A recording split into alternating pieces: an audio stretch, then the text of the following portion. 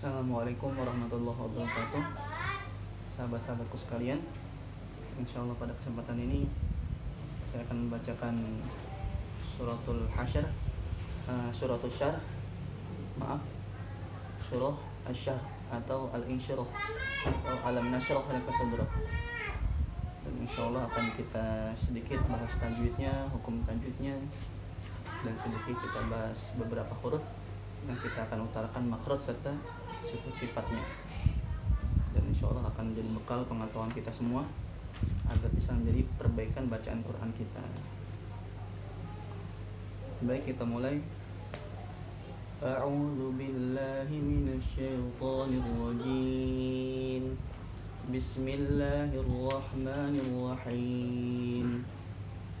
Alam nashrah laka sadrak wa wada'na 'anka wizrak alladhi anqadha dhahrak wa rafa'na laka dhikrak fa inna ma'al 'usri yusran inna ma'al 'usri yusra fa idza faragta fansab wa ila rabbika farghab. Alhamdulillah. Kemudian kita akan membahas satu ayat per ayat tentang tajwidnya. Baik, kita simak dari ayat pertama. Alam nashrah laka sadrak. Alam nashrah, alam nashrah. Ada mim sukun bertemu dengan nun. Apa yang dinamakan idhar syafawi, atau bacaan mimnya dibaca dengan jelas.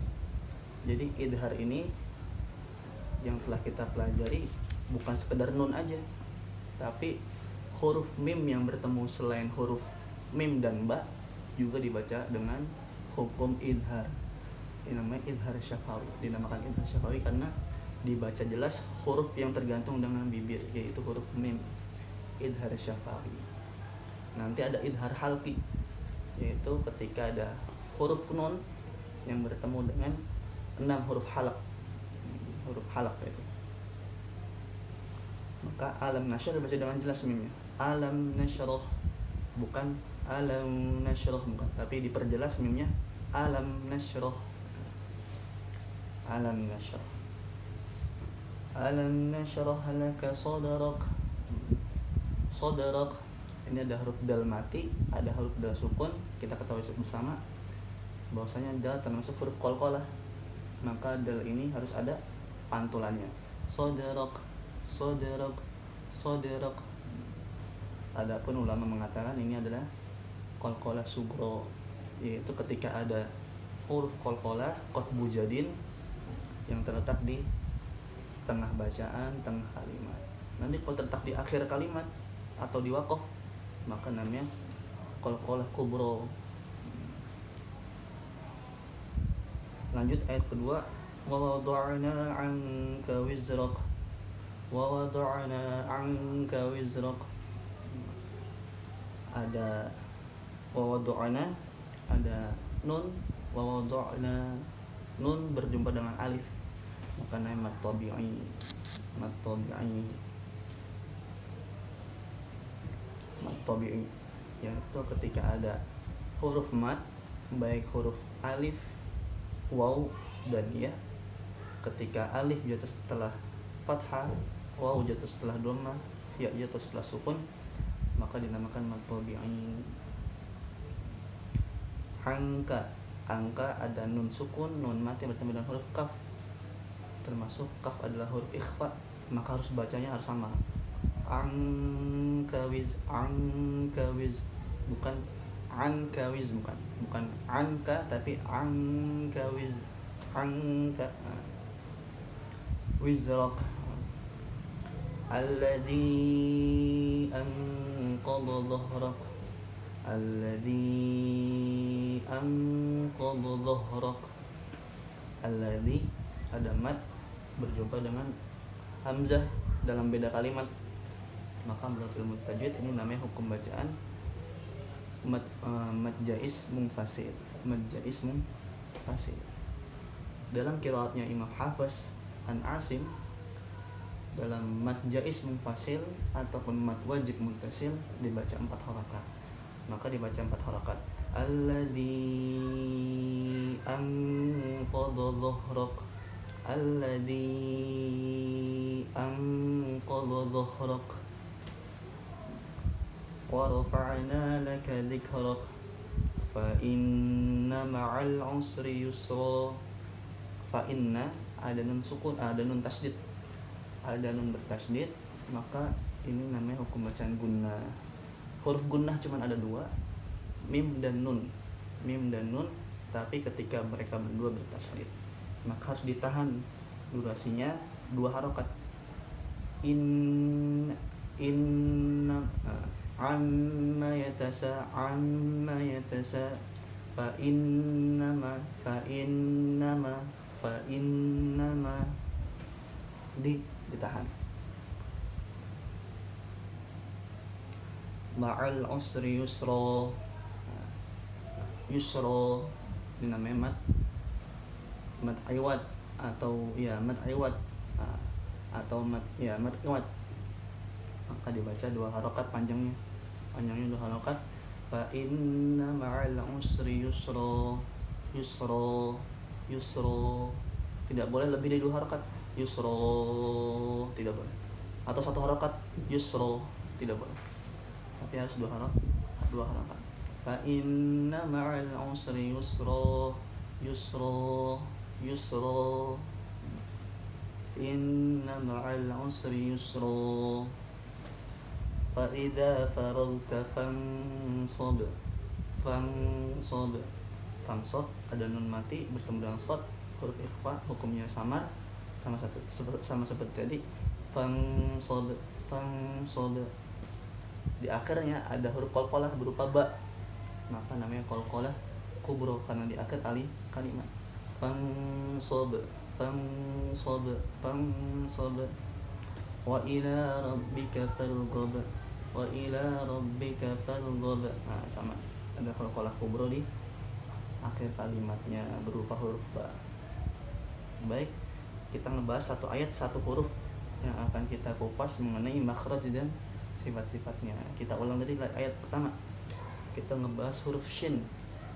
Huruf shin titik 3. Maka kata guru-guru kita, kalau kita ingin mengetahui mana makhraj yang betul, maka setiap huruf hijaiyah kita matikan. Kalau kita mau latihan shin yang benar, maka cara pengucapannya dimatikan. Ash ish ush bash, makhrajnya di mana huruf shin? Yaitu tengah lidah. Ini anggap aja lidah. Tengah lidah. Ini ada ujung lidah, tengah lidah, pangkal lidah, ada sisi lidah kanan, sisi lidah kiri. Nah, makhrajnya shin adalah tengah lidah yang dia naik ke langit-langit mulut. Ini anggap aja langit-langit mulut. Naik ke langit-langit mulut. Ash ish ush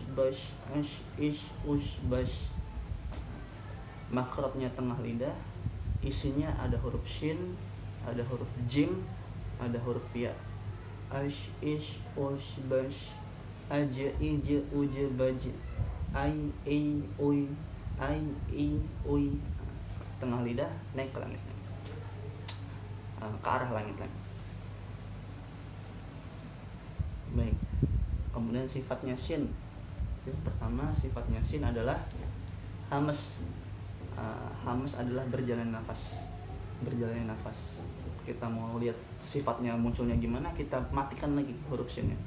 Ash, alam, nash, berjalan nafas. Alam, nash. Kemudian yang kedua, dia punya sifat rikhwah. Ada salahnya rikhwah, yaitu berjalannya suara. Selain huruf shin berjalannya nafas, dia juga berjalannya suara. Ash, ish, ush, berjalan nafas. Ash, ish, ada suaranya juga berjalan. Kemudian lagi istifal. Istifal ini lawan kata isti'ala. Istifal adalah lawan sifat dari isti'ala. Kalau isti'la dia mengangkat ke arah langit-langit, tapi kalau istifal dia tidak mengangkat ke arah langit-langit. Isti'ala tidak mengangkat langit-langit, istifal. Kemudian infitah ini apa ini? Infitah tidak menempelnya lidah ke langit-langit, tidak menempelnya lidah ke langit-langit, namanya infitah, namanya infitah.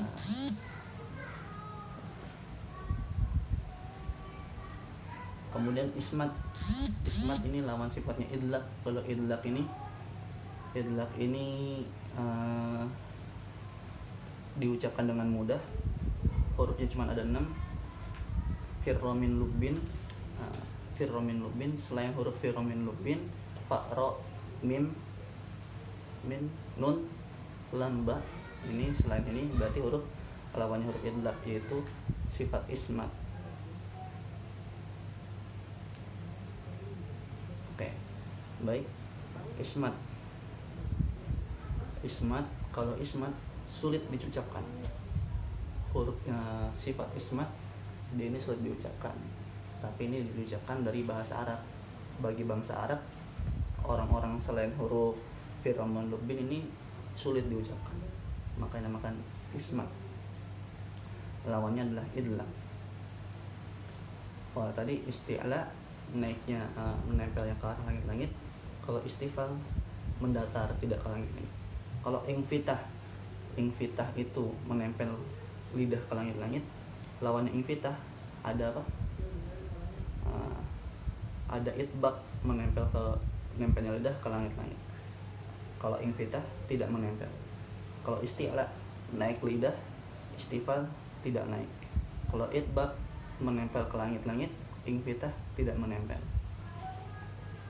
Ini perlawanan sifat. Jadi setiap sifat itu punya lawan sifatnya. Kemudian shin juga memiliki sifat tafasi. Tafasi itu menyebarnya suara ke rongga mulut. Jadi ash, ish, ush, ash, ish, ush. Jadi menyebar suara ke rongga mulut. Ash. Nah, inilah 6 sifat yang dimiliki oleh huruf shin. Kemudian di ayat kedua, wa wada'na 'anka wizrak, kita ngambil huruf zai. Huruf zai dia memiliki 6 sifat. Yang pertama jahar. Jahar adalah lawan dari sifat hams. Kalau tadi hams berjalannya nafas. Kalau jahar tertahannya nafas. Kemudian dia punya sifat rikhwah, berjalannya suara. Az, iz, uz, dalam mengucapkan lafaz huruf zai, az, maka nggak boleh ada nafas yang keluar. Tidak boleh ada nafas yang keluar. Yang boleh hanya suara zai itu. Az, iz, uz, az, iz, uz. Kemudian istifal tidak naik ke langit-langit. Makhrajnya zai yaitu di ujung lidah. Ini ujung lidah tadi, yang dia posisinya berada di antara gigi sanaya ulya dan gigi sanaya sufla. Tapi dia tidak menempel ke gigi sanaya, tidak menempel ke gigi sanaya sufla, ke sanaya ulya maupun ke sanaya sufla. Dia tidak menempel ke gigi atas, dia tidak menempel ke gigi bawah. Jadi dia posisi di tengah-tengah. Az, iz, uz, dia tidak menempel ke atas. Kalau menempel ke atas jadi makhrajnya sa, makhrajnya za, makhrajnya dho. Dia tidak menempel kemana-mana. Nah, huruf-huruf hijaiyah yang makhrajnya serupa dengan huruf zai, yaitu huruf sin dan huruf sin, zai. Baik, ada namanya sin dan zai.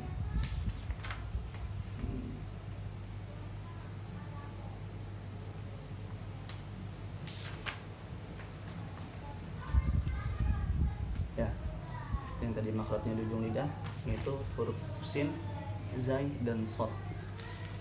Dan uniknya lagi, ketiga huruf tadi yang makhrajnya serupa, dia juga memiliki sifat yang serupa, yaitu sifat sofir. Berbunyi seperti siulan burung. Az, as, als, as, az, als. Seperti siulan burung, sofir.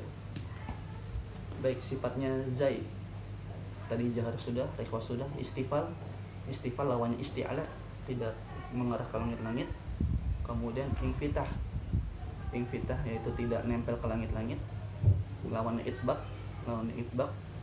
Kemudian ismat lawannya idlaq.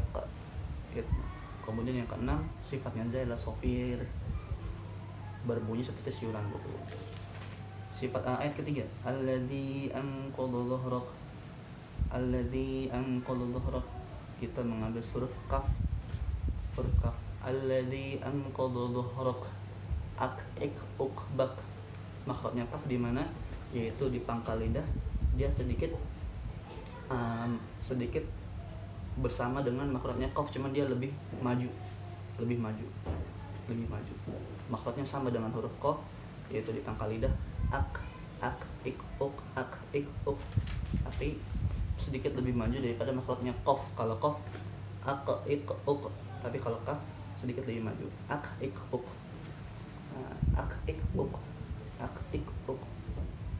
Baik. Kemudian sifatnya yang pertama hamas, berjalannya nafas. Makanya pengucapan kaf yang betul ketika disukun adalah ak, ada nafas yang keluar. Ak ik uk, bak. Bukan ak ik uk. Kalau ak ik uk berarti jahar, tertahannya nafas. Jadi ak ik uk. Kemudian yang ketiga, sifat yang kedua dia adalah siddah, tertahannya suara. Ak ik uk, yang kedengaran hanya nafasnya itu, nafas yang berjalan. Kemudian istifal, lawan isti'la, dia tidak naik ke langit-langit, dia tidak menempel ke langit-langit. Infitah, dia tidak nempel ke tidak naik ke langit-langit. Kemudian ismat lawannya idlaq. Oke. Ayat keempat, wa rafa'na laka dzikrak. Ada huruf ain, kita ambil huruf ain. Huruf ain yang pertama dia memiliki sifat jar, tertahannya nafas, tidak berjalannya nafas. A i u, Kemudian tawasud. Yang kedua adalah tawasud. Tawasud adalah sedang. Jadi tawasud ini antara syiddah dengan rikhwah. Ada syiddah, berjalannya suara, ada rikhwah. Ada syiddah, tertahannya suara, ada rikhwah, berjalannya suara. Ada tawasud di tengah-tengah antara berjalan dan tertahannya suara. A i u, hurufnya cuman 5. Hurufnya tawasud hanya 5, yaitu lin umar. Ada huruf lam, nun, ain, mim, ro. Lin umar. Kemudian ada infitah seperti tadi, lawannya iqbal, tidak menempelnya lidah ke langit-langit. Kemudian ismat sulit diucapkan. Oh ya, makhrajnya ain adalah di tengah halak, di tengah tenggorokan. Ada tenggorokan seumpama ada pangkal tenggorokan, ada tengah tenggorokan, ada ujung tenggorokan. Ada ujung tenggorokan, tengah tenggorokan, ada pangkal tenggorokan. Kalau pangkal tenggorokan makhrajnya hamzah dan ha, tengah makhrajnya ain dan ha. Kemudian ghain, ujung tenggorokan makhrajnya kha dan ghain. Di situ. Kemudian kita ngebahas lagi ayat selanjutnya.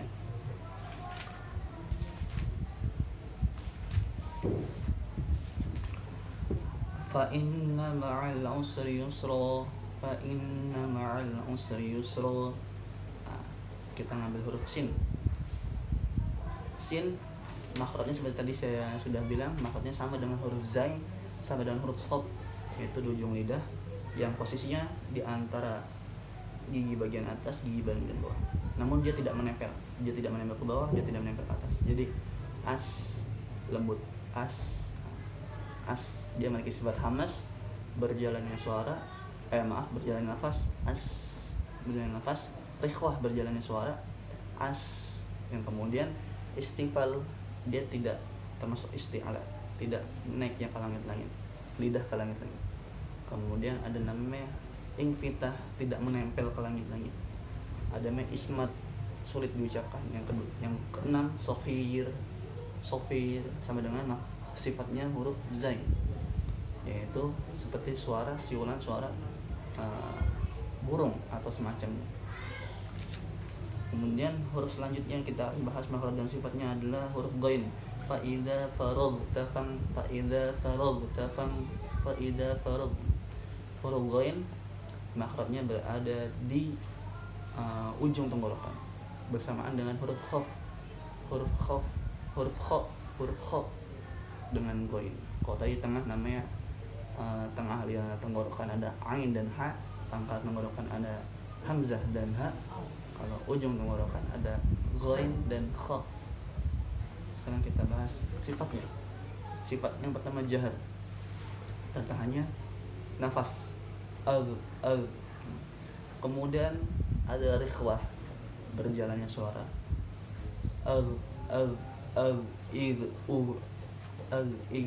fa'idza farag. Nah, berjalannya suara ghairil maghdu. Kemudian isti'la, dia termasuk huruf isti'la, khusudul tingkit ghain termasuk huruf isti'la, yaitu naiknya ke arah langit-langit dari pangkalnya. Lisan, lidah naik ke langit-langit.